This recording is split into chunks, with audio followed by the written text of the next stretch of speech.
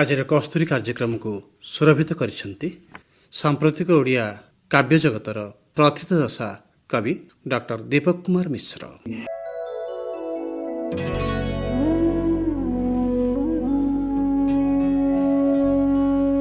କବି ଡକ୍ଟର ଦୀପକ କୁମାର ମିଶ୍ର ସାମ୍ପ୍ରତିକ ଓଡ଼ିଆ କାବ୍ୟ ରାଜ୍ୟରେ ଜଣେ ବେତାବ ବାଦଶାହ। ପେଶା ଆଇନ ଶୃଙ୍ଖଳା ସୁରକ୍ଷା, ନିଶା ସାହିତ୍ୟ ସର୍ଜନା। କବି କେତେବେଳେ ପ୍ରକୃତି ପ୍ରେମରେ ବିଭୋର, ପୁଣି କେତେବେଳେ ଅତୀତର ସଜଳ ସ୍ମୃତି ପ୍ରତି ମହାଚ୍ଛନ୍ନ, ପୁଣି କେତେବେଳେ କବି ବିଭୁ ପ୍ରେମରେ ତଲ୍ଲୀନ। ନିଜର ଅନୁଭବ ଓ ନିଆରା ଅନୁଭୂତିରେ ବନ୍ନୀଳ ତାଙ୍କର କାବ୍ୟଭୂମି। ଉତ୍ତପ୍ତ ଫୁଲରୁ ତାଙ୍କ କାବ୍ୟଯାତ୍ରାର ପ୍ରାରମ୍ଭ। ଏହାରି ଭିତରେ କାଗଜ ଡଙ୍ଗା ଓ ଅପାଦ ଯାତ୍ରା କାବ୍ୟ ସଂକଳନରେ ସଂଯୋଜିତ କରିଛନ୍ତି ମାନବବାଦ ରୋମାଣ୍ଟିକ ଭାବଧାରାର ଅପୂର୍ବ ସମନ୍ୱୟ। କବି ଡକ୍ଟର ଦୀପକ କୁମାର ମିଶ୍ରଙ୍କ କବିତାଗୁଡ଼ିକୁ ପଢ଼ିଲେ ଲାଗେ ଛନ୍ଦ ଓ ଭାବର ଅବାରିତ ଧାରା ପ୍ରବାହିତ। ନିଜ କାବ୍ୟରେ ସେ ପ୍ରତୀକ୍ଷା କରିଛନ୍ତି ଛାତିରେ ଛାତିଏ ପ୍ରତ୍ୟୟ ଧରି। ଲେଖିବାର କିଛି ରହିଯାଇଛି ଅବଶୋଷ। କାବ୍ୟ ନାୟିକାର ନିସ୍ତେଜ ଆଖିରେ ସବୁ ସ୍ୱପ୍ନକୁ ଦେଖିବାର ପ୍ରଚେଷ୍ଟା, ପୁଣି ପ୍ରତୀକ୍ଷାରେ ବିତେଇ ଦେଇଛନ୍ତି ସମଗ୍ର ଆୟୁଷ।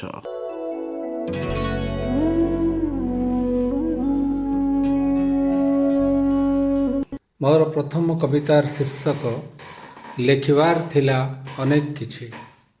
ଭାବତକ କୋଡ଼ ଲେଉଟାଇଲା ବେଳକୁ ଆଖିମଳି ଶୋଇସାରିଥିଲେ ଶବ୍ଦମାନେ, ତେଣୁ ତ ଲେଖିପାରିଲିନି ଅନେକ କିଛି। ଅନ୍ୟଥା ଅଖୁଆ ରହିଗଲା ଉହ୍ୟ ରହିଥିବା ବନ୍ଧନୀ ମଧ୍ୟର ଚଳଚଞ୍ଚଳ ମଞ୍ଜ କଥାମାନ। ଆଖି ଛୁଇଁ କହୁଛି ବାସ୍ତବରେ ଲେଖିବାର ଥିଲା ଅନେକ କିଛି।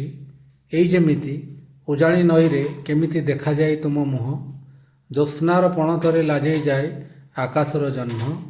ତୁମ ଆଖିରେ ଲିପିବଦ୍ଧ ଥିବା ସ୍ୱପ୍ନ ସବୁ କେମିତି ନିସ୍ତେଜ ହୋଇ ଉଠନ୍ତି ଖାପଛଡ଼ା ବାଉଳା ନିଦରେ। ଲେଖିପାରିନଥିଲି ମଧ୍ୟ ହାଲକା ହୃଦୟର କଥା ନିରନ୍ତର ଗୋଟେ ନିଶ୍ୱାସରେ।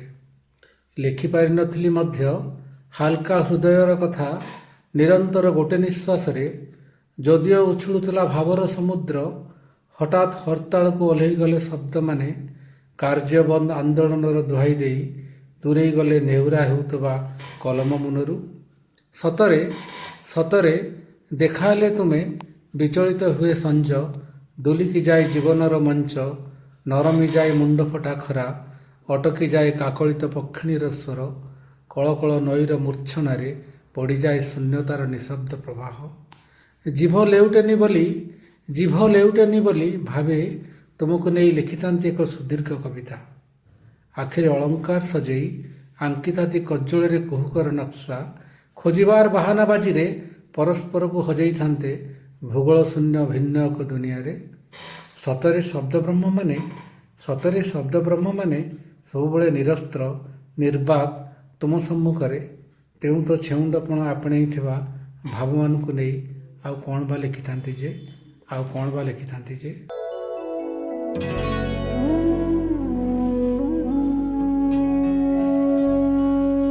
କବିଟିଏ ଭୂମିରୁ ହୁମା ଯାଏ, ଜଡ଼ରୁ ଚେତନା ଯାଏ ପରିବ୍ୟାପ୍ତ। ଅନ୍ତର୍ନିହିତ ଚେତନାକୁ ସେ ଅନୁଭବ କରେ। ସେ ଫୁଲ ଫୁଟିବାର ଆତ୍ମତୃପ୍ତି ହେଉ ଅବା ଲୋଟିବାର ଗ୍ଲାନି ହେଉ, ଜୀବନ ସତ୍ତାର ନିର୍ଯାସକୁ ଖିନଭିନ କରି ପରିଲିଖିତ କରିଛନ୍ତି କବି।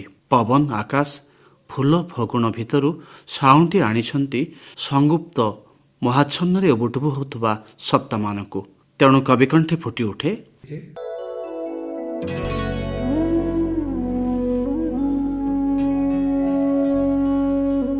ମୋର ଦ୍ୱିତୀୟ କବିତାର ଶୀର୍ଷକ ପୁରୁଷ। କେବେ ବି ମେଳ ଖାଉନଥିବା ସଂଜ୍ଞା ଓ ସଂଖ୍ୟାର ଗାରପକା ଗଣିତ ଖାତାରେ ଏକ ସାଲିସପୂର୍ଣ୍ଣ ଜୀବନକୁ ଗଣୁ ଗଣୁ ଅଜାଣତରେ ସରିଆସୁଥାଏ ଆତ୍ମା ଓ ଆୟୁଷ। କେବେ ବି ମେଳ ଖାଉନଥିବା ସଂଜ୍ଞା ଓ ସଂଖ୍ୟାର ଗାରପକା ଗଣିତ ଖାତାରେ ଏକ ସାଲିସପୂର୍ଣ୍ଣ ଜୀବନକୁ ଗଣୁ ଗଣୁ ଅଜାଣତରେ ସରିଆସୁଥାଏ ଆତ୍ମା ଓ ଆୟୁଷ। ଅସ୍ତବ୍ୟସ୍ତ ପରିମାପରେ ନାଲିସର ନାଲି ଫିତାଟିଏ ସାଜି କେତେବେଳେ ଯୋଡ଼ୁଥାଏ, କେତେବେଳେ ଭାଙ୍ଗୁଥାଏ ନିଜର ଇଚ୍ଛା ଅନିଚ୍ଛାରେ ଅଧାଗଢ଼ା ଏଇ ଗୋଟେ ଉଜୁଡ଼ା ହୃଦୟ।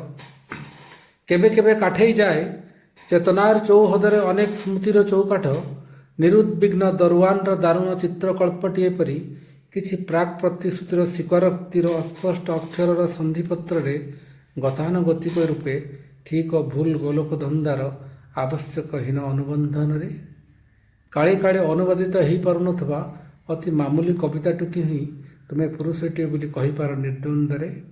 କାଳେ କାଳେ ଅନୁବାଦିତ ହୋଇପାରୁନଥିବା ଅତି ମାମୁଲି କବିତାଟିକୁ ହିଁ ତୁମେ ପୁରୁଷଟିଏ ବୋଲି କହିପାର ନିର୍ଦ୍ୱନ୍ଦ୍ୱରେ। ଅବଶ୍ୟ ସେଥିରୁ ଲୁହକୁ ଚିପୁଡ଼ି ରଖା ହୋଇଥାଏ ପ୍ରଥମରୁ ଲେଖା ହେବାକୁ ଥିବା ଏକ କ୍ଷୁଦ୍ର ଗଳ୍ପର ଶେଷ ପୃଷ୍ଠା, ଶେଷ ପାରାର ନାକକାନ୍ଦୁରୀ ନାୟିକାର ଆଖି ସଜ ପାଇଁ।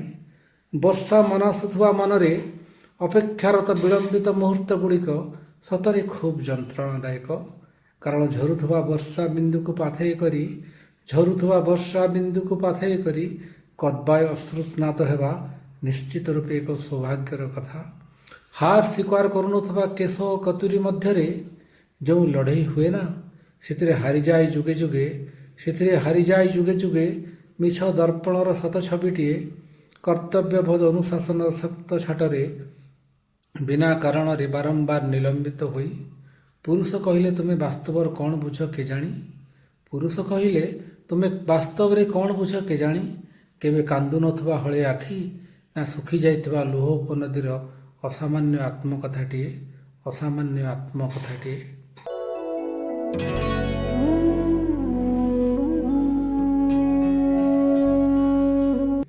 କବି ଡକ୍ଟର ଦେବକୁମାର ମିଶ୍ର ଏଠି ମିଛ ଦର୍ପଣ ଭିତରେ ବାସ୍ତବତାକୁ ଖୋଜୁ ଖୋଜୁ ଆତ୍ମକାହାଣୀଟିଏ ଲେଖିପାରିଛନ୍ତି। ଏହି ଆତ୍ମକାହାଣୀର ବର୍ଣ୍ଣଲିପିରେ ବ୍ୟକ୍ତିର ବ୍ୟକ୍ତିତ୍ୱକୁ ଚିହ୍ନିବାକୁ ସତତ ଉଦ୍ୟମ। ନମସ୍କାର।